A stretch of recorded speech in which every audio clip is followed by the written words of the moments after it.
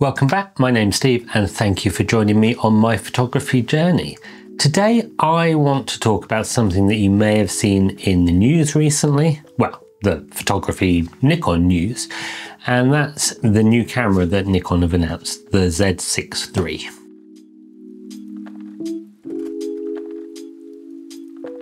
So the Z6iii is the evolution of the Z6 II, which is the camera in the range that was one above my Z5 when I bought it a couple of years ago now.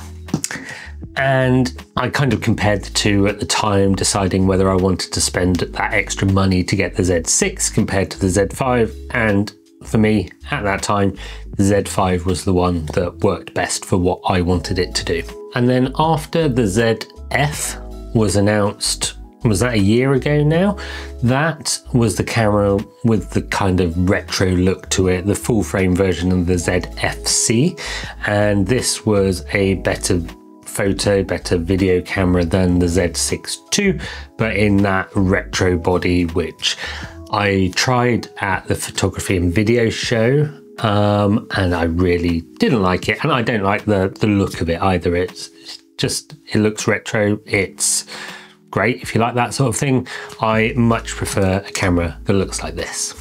So to have the Z6iii come out now is a good thing from my point of view. It's something that I can compare to this one and see with the Z5, well, and the Z30 as well, actually, what the differences are, what the increases in the spec actually mean, and then potentially whether I trade this in for a Z6iii, or other option, wait for a Z5 II to appear. So that's what I'm going to do today, is have a look at the specs, compare them to the Z5, Z30, and let you know my opinion. I don't have the camera, I don't have a Z6iii. There are plenty of hands-on reviews out there, and I'll leave a link in the description for a few that I've watched and found really interesting, so you can find out a bit more about them. So what is the headline photo feature for this new camera? It's probably the 120 frames a second and the pre-release capture that you can do with it. So similar to the Z8, Z9, if you half press the shutter button, it will start storing things into its buffer, so that when you actually press the shutter all the way down, it will store a portion of those stored images as well as the ones after you take the button. And I think you can store 4 seconds overall, and you can decide how much of that is before, how much of that is afterwards, so that you get a balance of making sure that you get things at the right time. So if you are slightly late pressing the shutter on, for example, a cricket player hitting the ball, then you'll get it in your pre-release buffer, as well as in the piece after you've actually pressed that shutter. Now, one thing to remember is that 120 frames a second is actually only when there's a DX crop and when the photo is saved in a JPEG format rather than a RAW format. So it's not quite as useful as it might be, but who actually really needs 120 frames a second anyway? That's a completely different question. And if you want to use full frame on the Z6iii, you can do 60 frames a second. Again, just a JPEG, but even so, that's still quite a lot of frames a second. And then when you switch over to RAW in full frame, you can only get 20 frames a second. So to put it into a bit of comparison, bit of perspective, the Z30 does about half of that at 8.5 frames a second. And then my Z5 does about half of that again at about 4.5 frames a second. So going from a Z5 to a Z6iii, you are getting 4 times the burst speed of like a RAW file being saved to your camera. And it's got a bigger buffer as well, and I think in the slower burst rates, when you've got the RAW setting, you can go for about 1,000 pictures before that buffer actually runs out. So you shouldn't really miss any shots, but also please don't take a burst of 1,000 pictures and hope that you get the one that you want, because there's no way that you'll go through all of those in Lightroom and say, yes, I like that one, no, not that one, because they will all be so similar. So that's the biggest question from that, is what would you do with those extra frames per second? I think from my point of view, having a dog, having a child, trying to photograph a bit of wildlife and things like that, that increased burst rate can help, but it doesn't stop me missing shots by not having my camera ready, by having the wrong settings, by getting my exposure wrong. It's just one of those extra tools that allows you to maybe capture some more pictures when you've got all of those other bits right in the first place. And having a burst rate of 120 frames a second will not help me get a landscape picture. Hopefully that landscape is not moving that quickly. And then you come to the video side of things, and the video on the Z5 isn't wonderful. There's nothing particularly exciting. With a 4K image, you can take a 1.6 crop video. So it's even smaller than a DX or APS-C size sensor. So actually with the Z30, a 4K image is done at a DX crop because it's a DX camera. So you get a slightly bigger field of view with the Z30 than you do with the Z5. I've never had any problems with overheating or anything like that from either of them, so they work fine from that point of view. And then the Z6iii can shoot at 5.4K up to about 60p, I believe it is, and 120p at 4K. So significantly better video specs than both the Z30 and the Z5. However, is anything more than I've got at the moment worthwhile? I'm currently shooting this in 4K at 24 frames a second. I doubt that would change. I could always increase it to 5.4K if I did have the Z6iii. Hahowever, you can only upload to YouTube in 4K. So what's the point really? It'll just make it harder to edit.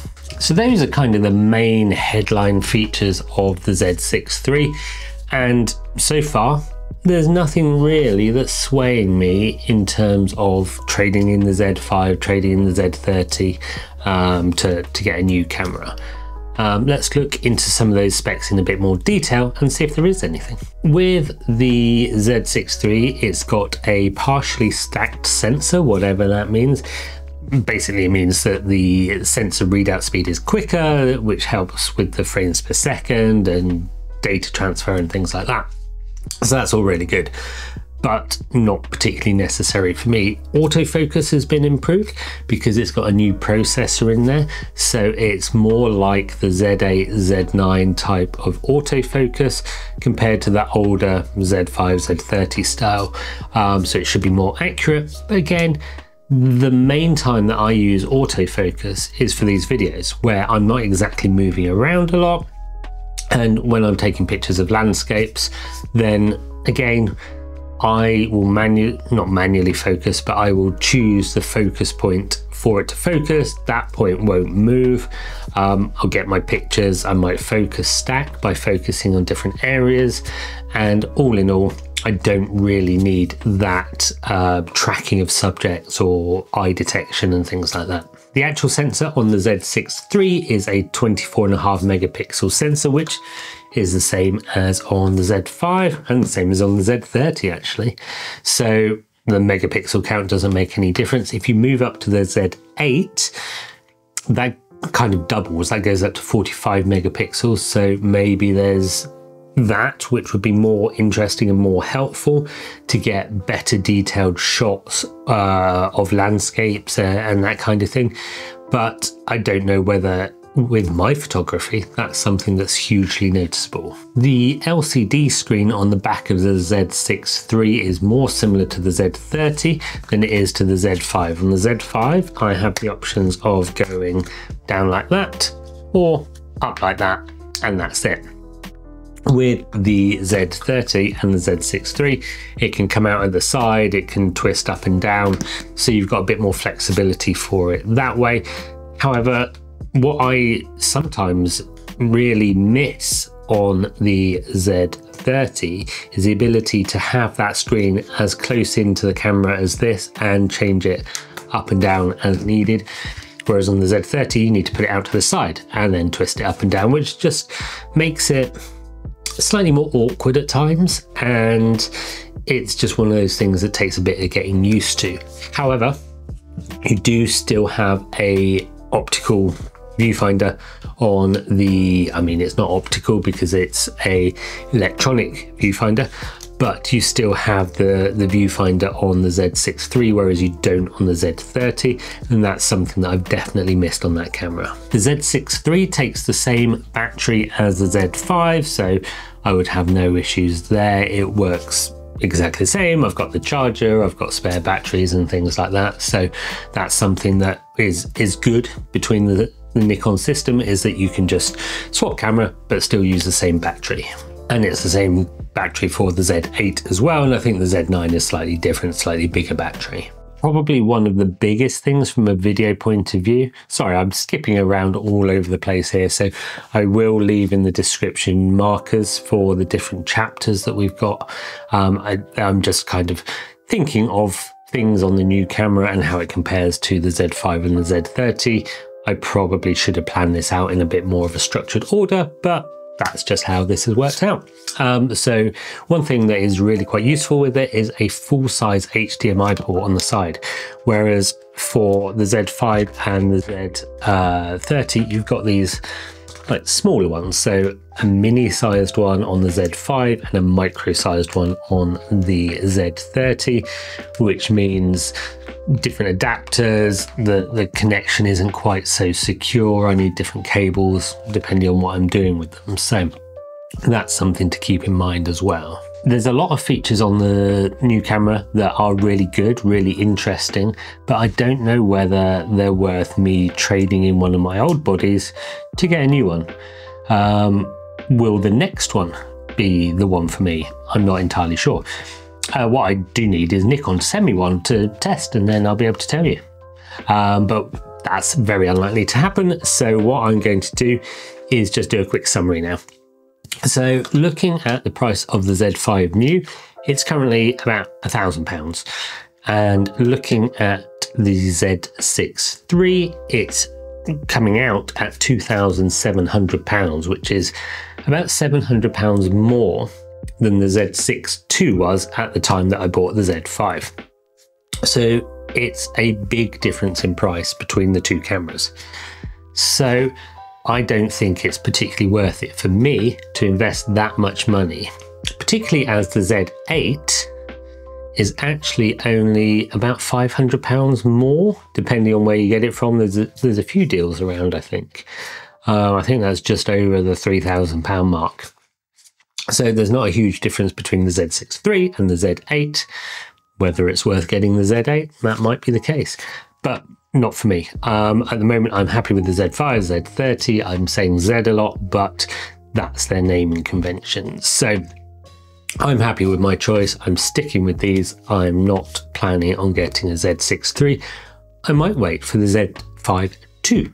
That could be an interesting one.